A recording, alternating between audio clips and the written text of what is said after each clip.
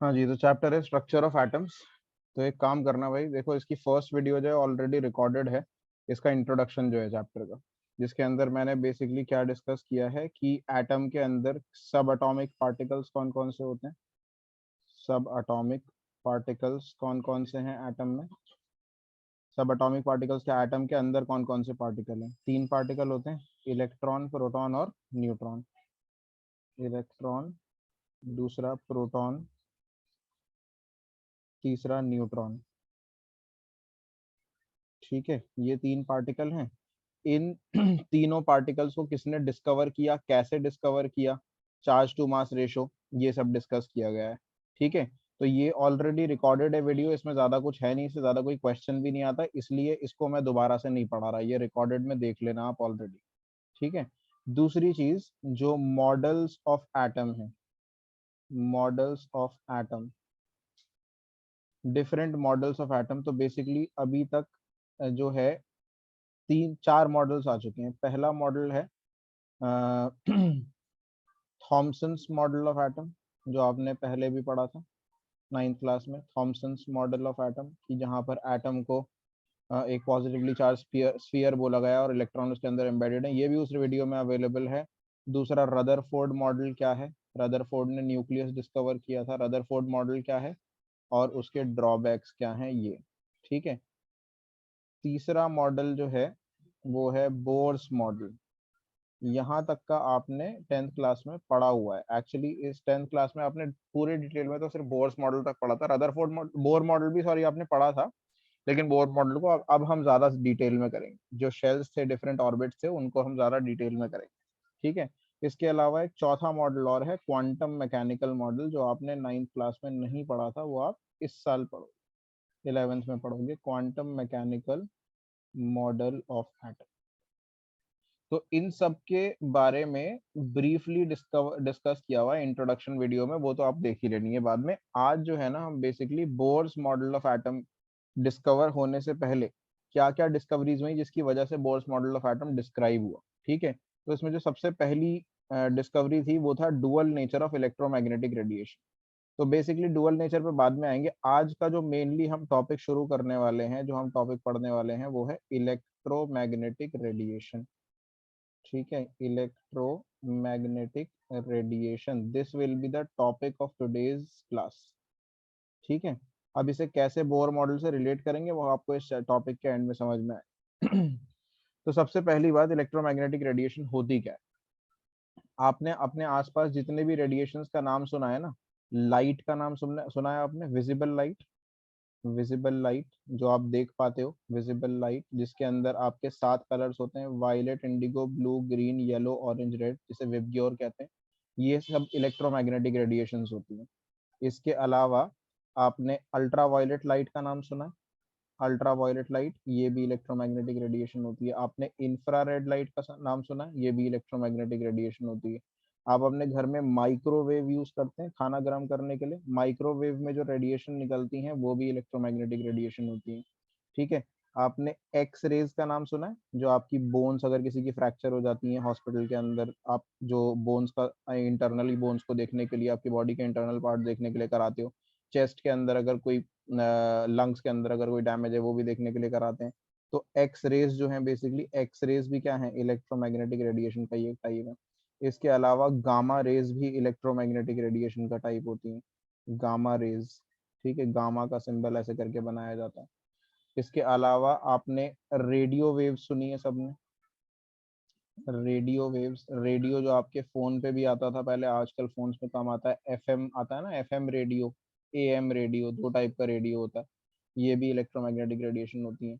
इसके अलावा long radio waves, long radio waves कौन सी हैं, जो आपने पुलिस वाले आर्मी वालों को देखा है, रेडियो जो यूज करते हैं वो एक दूसरे से बात करने के लिए, वो लॉन्ग, उससे जो रेडिएशंस निकलती हैं, उससे जिन रेडिएशंस की मदद से वो बात कर पाते हैं एक दूसरे से, वो सब लॉन्ग रेडियो वेव्स होती हैं। अब ये जो मैंने पूरी ये लाइन बना दी, ये ऐसी रैंडमली मैंने नहीं लिखे हैं, this is a particular order, this is a very specific particular order. क्या ऑर्डर है ये, this is the increasing order of wavelength. अगर मैं इसे लेफ्ट से राइट पर देखूं, so this is the increasing order of wavelength।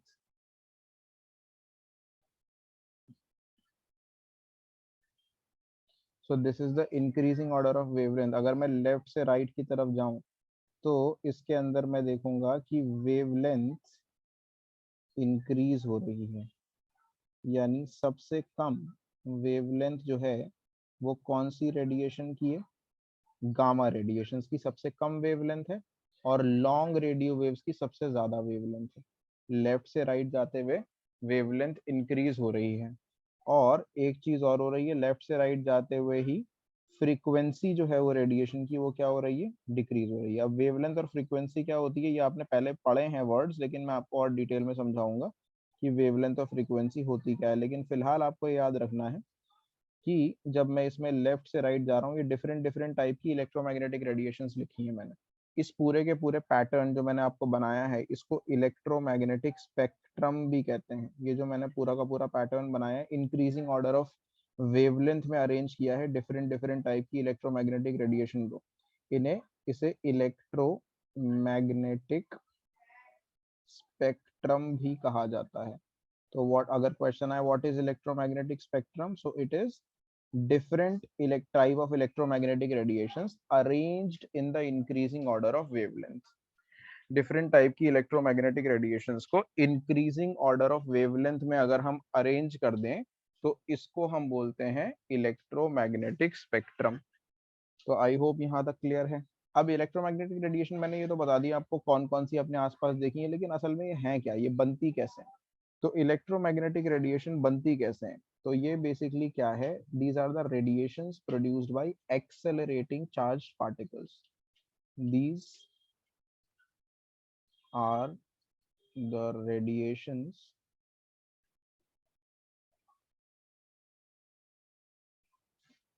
produced by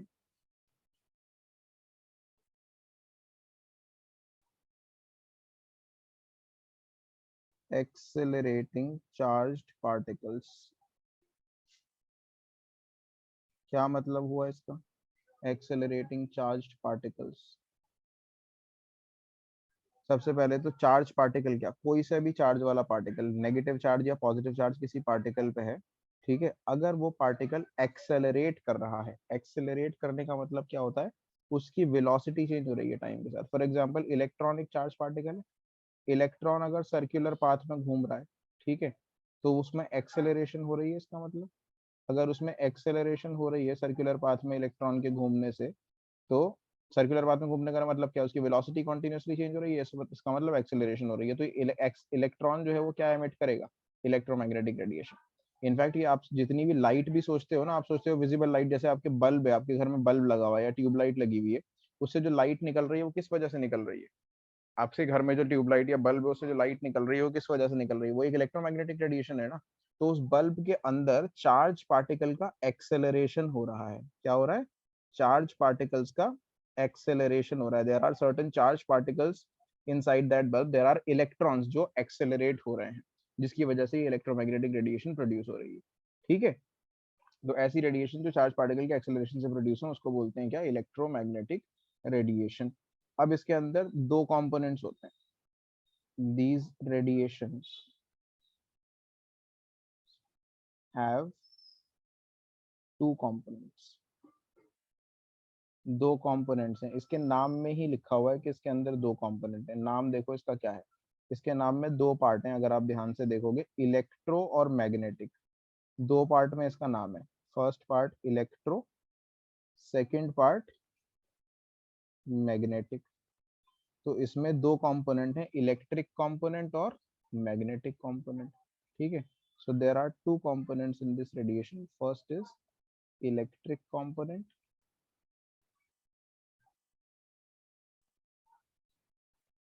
and second is magnetic component। अब ये जो इलेक्ट्रिक और मैग्नेटिक कंपोनेंट हैं ये एक दूसरे के परपेंडिकुलर होते हैं। इलेक्ट्रोमैग्नेटिक रेडिएशन अगर आप देखोगे तो आपको दिखेगी कैसे, अच्छा दो कंपोनेंट होते हैं, चलो ये इसको अभी बाद में आऊंगा इस चीज पे कि क्या मतलब है दो कंपोनेंट का। दूसरी चीज एक प्रॉपर्टी याद रखनी है, it can travel in vacuum, it can travel in vacuum. ये आपने 10th क्लास में भी ऑप्टिक्स चैप्टर में लाइट के बारे में पढ़ा होगा कि light can travel in vacuum. Light क्या है? Visible light, VIBGYOR. ये अगर वैक्यूम में ट्रैवल कर सकती है, इसका मतलब infrared, ultraviolet, X ray, gamma ray, microwave, radio wave, long radio wave, ये सभी वैक्यूम में ट्रैवल कर सकती है। ये सारी की सारी इलेक्ट्रोमैग्नेटिक रेडिएशन किस में ट्रैवल कर सकती हैं? वैक्यूम में। इनको कोई मीडियम नहीं चाहिए ट्रैवल करने के लिए। ठीक है, अब इसको बना के देखते हैं रेडिएशन को।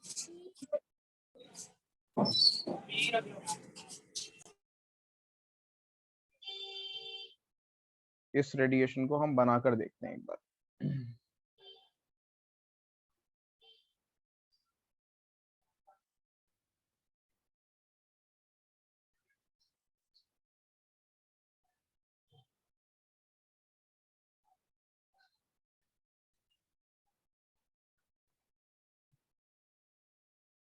तो 3 एक्सिस अज्यूम करिए, एक्स एक्सिस, वाई एक्सिस और जेड एक्सिस। ये 3 एक्सिस अज्यूम करिए।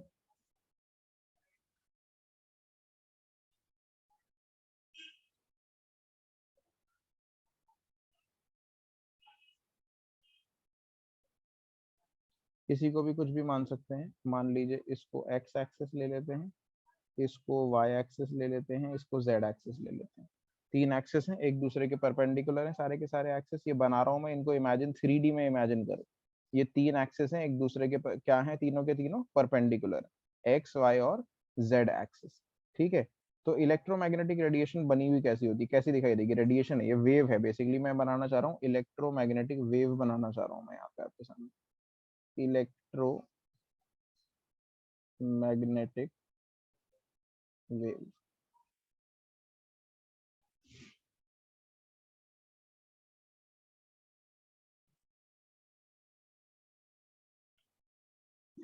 तो कैसे दिखाई देती है इलेक्ट्रोमैग्नेटिक वेव? देखिए जरा।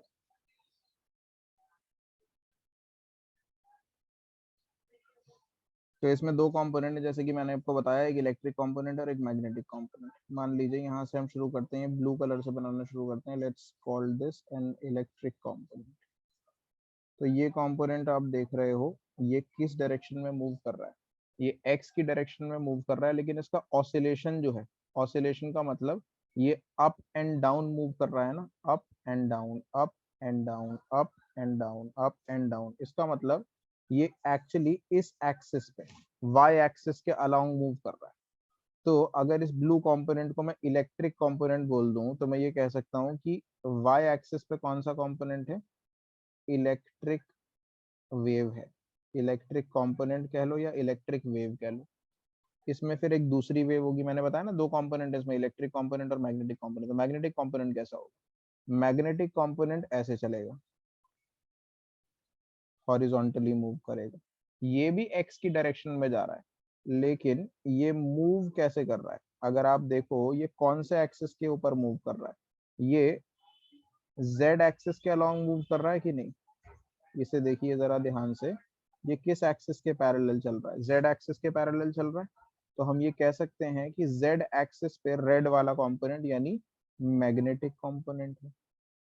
सो मैग्नेटिक वेव या मैग्नेटिक कंपोनेंट किस एक्सिस पे है? जेड एक्सिस पे।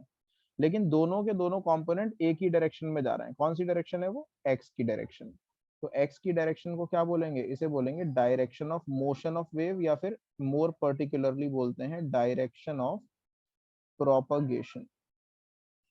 Direction of propagation of wave, कि वेव किस डायरेक्शन में मूव कर रही है, इसे बोलते हैं डायरेक्शन ऑफ प्रोपगेशन। तो इलेक्ट्रोमैग्नेटिक वेव किस डायरेक्शन में मूव कर रही है? एक्स एक्सिस की डायरेक्शन में। तो आप देखो, तो इलेक्ट्रोमैग्नेटिक वेव में 2 कंपोनेंट होते हैं। ठीक है, एक इलेक्ट्रिक वेव और एक मैग्नेटिक वेव, या एक इलेक्ट्रिक कंपोनेंट और मैग्नेटिक कंपोनेंट। दोनों कंपोनेंट एक दूसरे के परपेंडिकुलर होते हैं, और direction of propagation of wave in दोनों कंपोनेंट्स के परपेंडिकुलर होती है। ठीक है, तो आई होप यहाँ तक एकदम क्लियर है। अब मैं थोड़ी देर के लिए अनम्यूट कर रहा हूँ, अगर किसी को कुछ पूछना है तो पूछिए। Excuse me sir. हाँ जी बताओ। तो ये जो जैसे मतलब कहने का मतलब है जो वेव है, मतलब जिस ओरिजिन पे टच हो रही है वो वहीं से ओरिजिनेट करेगी। हाँ हाँ, मतलब ओरिजिनेट से कोई मतलब नहीं है यहाँ तो। बेसिकली एक समझ लो कि यहाँ पे कोई टॉर्च लगी हुई है फॉर एग्जांपल, उससे लाइट निकल रही है, ये लाइट की वेव है। अगर मैं तुम्हें एक तरीका से और बना के दिखाऊं, जैसे मान लो लेजर लाइट देखी है तुमने सबने, ठीक है। यस सर देख। लेजर लाइट ये लगी हुई है, यहाँ से एक लेजर बीम निकल रही है। तो मैं लेजर बीम को ऐसे करके बना के दिखा देता हूँ, लेजर बीम, ठीक है। अगर इस लेजर बीम को मान लो मैं जूम करूँ, ठीक है, मैं लेजर बीम को जूम करके देखता हूँ, तो मुझे लेजर बीम कैसी दिखाई देगी जूम करने के बाद। जूम करने के बाद इसको थोड़ा सा बड़ा कर दें अगर मैं साइज में, तो मुझे कैसी दिखाई देगी। Let's zoom this.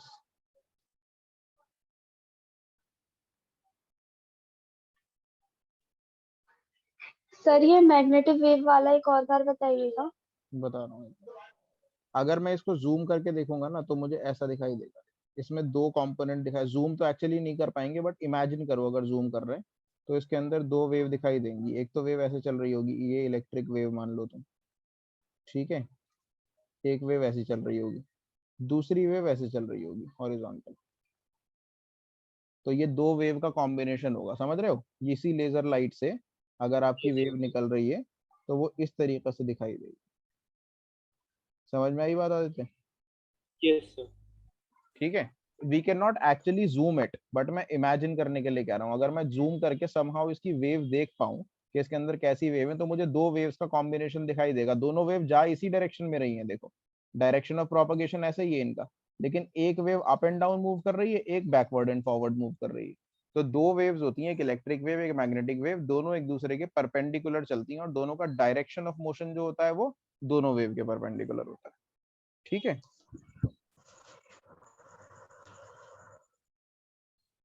हाँ जी, और किसको क्या पूछना था?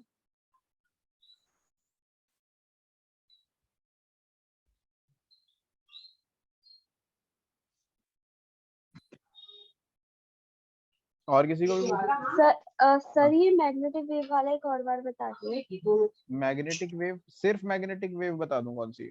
अच्छा, रेड वाली जो बनाई थी मैग्नेटिक वेव। जी जी। तो मैग्नेटिक वेव बेसिकली देखो, इलेक्ट्रिक वेव समझ आ गई थी, वाई एक्सिस के अलोंग मूव कर रही थी up and down. Yes sir. तो मैग्नेटिक वेव को देखो कैसे मूव कर रही है, ऐसे फिर ऐसे फिर ऐसे फिर ऐसे फिर ऐसे फिर ऐसे, ये जा रही है मैग्नेटिक वेव, है ना।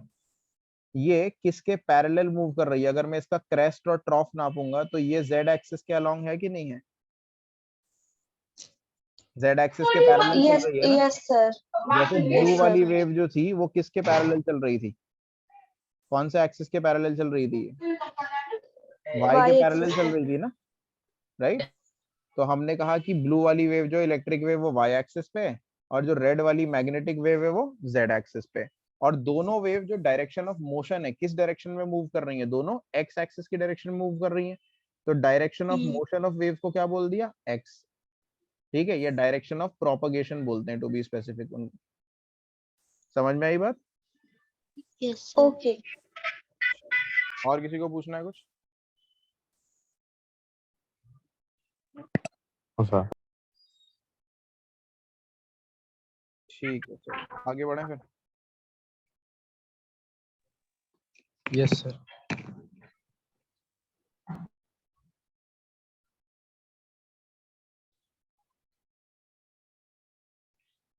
तो अब इस इलेक्ट्रोमैग्नेटिक वेव की प्रॉपर्टीज पढ़ते हैं।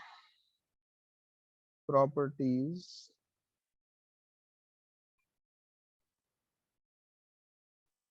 ऑफ इलेक्ट्रोमैग्नेटिक वेव को शॉर्ट में हम EM वेव भी लिख देते हैं। ठीक है। तो इसकी तीन प्रॉपर्टीज मेनली हमें पढ़नी है। सबसे पहली प्रॉपर्टी वेवलेंथ, तीन नहीं चार प्रॉपर्टी पढ़नी है एक्चुअली।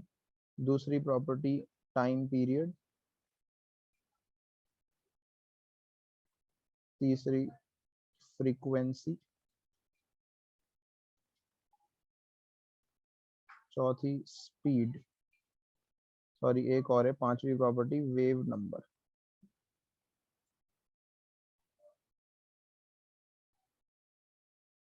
ठीक है, तो एक एक करके इन प्रॉपर्टीज को पढ़ेंगे। अब मैं एक इलेक्ट्रोमैग्नेटिक वेव, वैसे तो दो वेव का कॉम्बिनेशन होता है, लेकिन वेव नेचर को समझने के लिए हम सिंगल वेव इसे बना लेते हैं और इन प्रॉपर्टीज को समझना थोड़ा सा आसान हो जाएगा। ठीक है, ये इसे सिंगल वेव की तरह ट्रीट करते हैं फिलहाल। तो वेव में दो पार्ट होते हैं, आपको पता है, एक क्रेस्ट और एक ट्रॉफ। जो ऊपर वाला पार्ट होता है इसको बोलते हैं क्या, क्रेस्ट, और जो नीचे वाला पार्ट होता है उसको क्या बोलते हैं, ट्रॉफ। ये नीचे वाला पार्ट जो होता है इसको बोलते हैं ट्रॉफ। ये बात सब जानते हैं, ठीक है।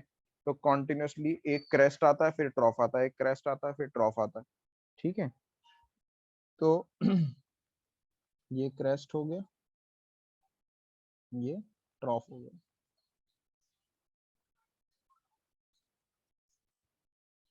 तो बेसिकली वेव होती क्या है, सॉरी,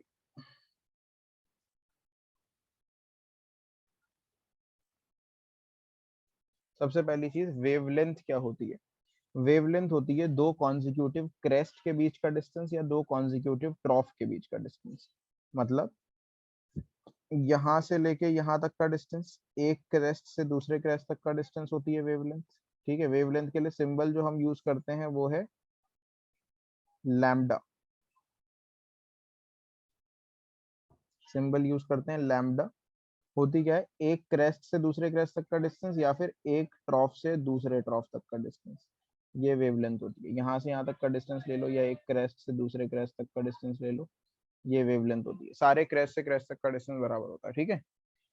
तो basically this is the length of one wave, या फिर इसको ऐसे भी मान लो, एक क्रेस्ट और एक ट्रॉफ मिला दें अगर, यहाँ से यहाँ तक का डिस्टेंस ले लो, this distance will also be called as the wavelength, ठीक है। तो length of a wave, simple words में अगर बोलें तो वेवलेंथ क्या है, length of a wave. Time period को कैपिटल टी से रिप्रेजेंट करते हैं। क्या होता है भाई टाइम पीरियड, टाइम पीरियड होता है time taken by one wave. यहाँ से यहाँ तक की लेंथ को वेवलेंथ बोलते थे, यहाँ से यहाँ तक के ही टाइम पीरियड को टाइम पीरियड बोलते हैं। यानी एक क्रेस्ट से दूसरे क्रेस्ट तक ट्रैवल करने में जितना टाइम लगा उसे टाइम पीरियड बोलते हैं, ठीक है। तो time of one wave basically, simple words में अगर लिखें। फ्रीक्वेंसी के लिए सिंबल यूज किया जाता है न्यू, ये सिंबल, ठीक है। इस सिंबल को पढ़ते क्या है, इसको पढ़ते हैं न्यू, NEU। इसको पढ़ा जाता है क्या, NEU, न्यू। फ्रीक्वेंसी, फ्रीक्वेंसी होती क्या है, frequency is number of waves per unit time. Frequency का मतलब है number of waves per unit time या पर सेकेंड। सिंपल वर्ड्स में अगर करें तो पर सेकेंड, नंबर ऑफ वेव्स पर सेकेंड, एक सेकेंड में कितनी वेव बन रही है। फ्रीक्वेंसी को कैलकुलेट करने के लिए फॉर्मूला है, क्या फॉर्मूला है, टाइम पीरियड को 1 से डिवाइड कर दीजिए, 1 सेकेंड से। बेसिकली जो भी आपका टाइम पीरियड है उसे 1 सेकेंड से डिवाइड कर दीजिए, ये हो जाएगा फ्रीक्वेंसी का फॉर्मूला, ठीक है। यूनिट क्या होता है फ्रीक्वेंसी का, यूनिट होता है हर्ट्ज या फिर सेकंड इनवर्स। कैसे सेकंड इनवर्स, क्योंकि 1 अपॉन टाइम पीरियड है, टाइम पीरियड सेकंड में निकाला जाएगा, 1/सेकंड क्या हो जाएगा, सेकंड इनवर्स हो जाएगा, ठीक है।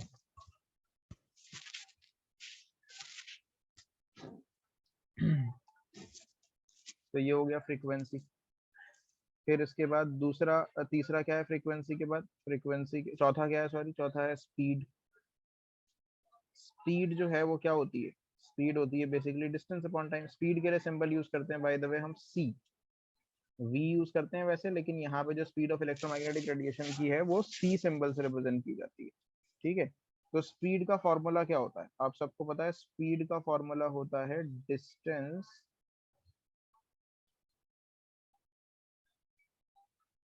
Upon time. डिस्टेंस अपॉन में टाइम। अब आप देखिए जरा, इसको देखिए दोबारा से, वेव जो मैंने यहाँ पे बनाई थी, लुक एट दिस पार्ट, ये जो मैंने आपको सर्कल किया है, इस पार्ट पे जरा ध्यान दीजिए। एक क्रेस्ट से दूसरे क्रेस्ट तक का जो डिस्टेंस ट्रैवल किया है उसको, डिस्टेंस को बोलते हैं वेवलेंथ। और एक क्रेस्ट से दूसरे क्रेस्ट तक का डिस्टेंस ट्रैवल करने में जो टाइम लगता है उसे बोलते हैं टाइम पीरियड। तो वेवलेंथ हो गया डिस्टेंस और कैपिटल टी हो गया टाइम पीरियड।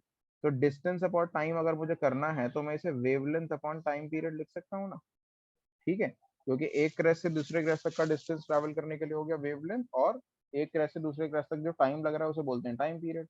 तो वेवलेंथ अपॉन टाइम पीरियड को बोल सकते हैं डिस्टेंस अपॉन टाइम। और वन अपॉन टाइम किसके इक्वल है, यहाँ देखो ऊपर वाले फॉर्मूले में वन अपॉन टाइम किसके इक्वल है, वन अपॉन टाइम इक्वल है किसके, फ्रीक्वेंसी के। तो इसको फ्रीक्वेंसी वन अपॉन टाइम की जगह फ्रीक्वेंसी और वेवलेंथ को वेवलेंथ लिख सकते हैं। स्पीड के लिए क्या सिंबल बताया था मैंने आपको शुरू में, अभी सी बताया था सिंबल, तो फॉर्मूला बन के क्या आया देखो, C is equals to frequency into wavelength, या फिर फ्रीक्वेंसी को वहीं रहने दो, वेवलेंथ को सी के नीचे ले आओ, सी अपॉन वेवलेंथ। तो ये हमने एक फॉर्मूला बना दिया एक तरीके से फ्रीक्वेंसी का ही एक और फॉर्मूला। फ्रीक्वेंसी का ऊपर आपने पहला फॉर्मूला ये बनाया था, दूसरा फॉर्मूला आपने ये बना दिया। फ्रीक्वेंसी का पहला फॉर्मूला हो गया था वन अपॉन टाइम पीरियड, दूसरा फॉर्मूला हो गया क्या, सी अपॉन वेवलेंथ।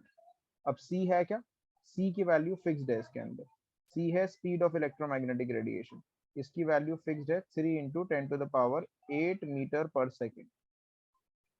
ये आपको याद होगा, ये नंबर आपने 10th क्लास में भी पढ़ा, ये स्पीड ऑफ लाइट पढ़ा था आपने, तो स्पीड ऑफ लाइट पढ़ा था ना, लाइट क्या होती है, इलेक्ट्रोमैग्नेटिक रेडिएशन। तो सिर्फ लाइट की स्पीड नहीं होती, सारी इलेक्ट्रोमैग्नेटिक रेडिएशन जितनी भी मैंने आपको बताई है उन सब की स्पीड यही होती है, ठीक है, सारी की सारी इलेक्ट्रोमैग्नेटिक रेडिएशन की स्पीड यही होती है 3 इंटू 10⁻8 मीटर पर सेकेंड इन वैक्यूम। ये ध्यान रखना है कि ये वैक्यूम में होती है ये स्पीड, ठीक है, इन वैक्यूम। और इसको जनरली एयर में भी अगर बोला जाए तो एयर में भी यही ले लेते हैं, वैक्यूम जरूरी नहीं है कि एयर में भी ऑलमोस्ट सिमिलर हो। तो सी की वैल्यू ऑलरेडी फिक्स्ड है। आखिरी जो हमारा कॉन्सेप्ट इसके अंदर बचा वो है वेव नंबर। तो वेव नंबर बहुत आसान सी चीज है, वेव नंबर होता है, वेव नंबर के लिए सिंबल यूज किया जाता है न्यू बार, स्पीड के लिए सी, फ्रीक्वेंसी के लिए बता दिया क्या, न्यू। तो वेव नंबर का सिंबल यहाँ भी लिख देता हूँ मैं, वेव नंबर का जो सिंबल यूज करते हैं न्यू, फ्रीक्वेंसी वाला ही सिंबल है, बस उस पर बार लगा देते हैं, ठीक है। तो वेव नंबर होता है number of waves per unit length, number of waves per unit length या पर मीटर, जैसे भी बोल रहे। तो वेव नंबर का फॉर्मूला बहुत सिंपल है, 1 upon wavelength, reciprocal of wavelength को ही वेव नंबर बोलते हैं सिंपली। वेवलेंथ जो है वो आपकी मीटर में नापी जाती है, तो इसका यूनिट क्या हो जाएगा, इसका यूनिट हो जाएगा मीटर इनवर्स, यूनिट हो जाएगा मीटर इनवर्स, ठीक है। वेवलेंथ मीटर में नापी जाती है, इसका यूनिट हो जाएगा वेव नंबर का मीटर इनवर्स, ठीक है। तो ये वेव नंबर हो गया, ठीक है। वेवलेंथ के और क्या यूनिट यूज किए जाते हैं, वेवलेंथ के यूनिट्स, स्मॉलर यूनिट्स कई सारे यूज किए जाते हैं, वो मैं बता देता हूँ आपको। यूनिट्स ऑफ वेवलेंथ वैसे तो बहुत सारे हैं, but the most common ones that are being used most commonly in your book and in other books are picometer। सबसे पहले पिकोमीटर, शॉर्ट में इसे पीएम लिखते हैं, पिकोमीटर शॉर्ट में पीएम लिखते हैं, ये इक्वल होता है 10⁻⁻12 मीटर के। एंगस्ट्रॉम, ए के ऊपर ऐसे जीरो सा बना देते हैं छोटा सा, इसे पढ़ते हैं एंगस्ट्रॉम, ये इक्वल होता है 10⁻⁻10 मीटर के।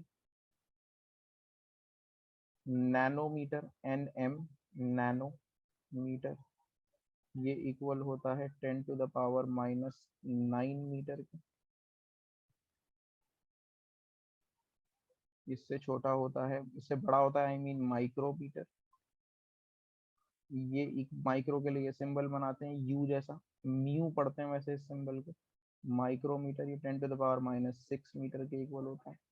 इसके अलावा इससे बड़ा फिर मिलीमीटर है, ये आपने पहले भी सुना हुआ है, तो मिलीमीटर जो है वो 10⁻³ मीटर के इक्वल होता है। सेंटीमीटर आपको पता ही है, तो वो और जनरली वो वेवलेंथ का यूनिट यूज भी नहीं किया जाता, these are the most common ones which are used, ठीक है।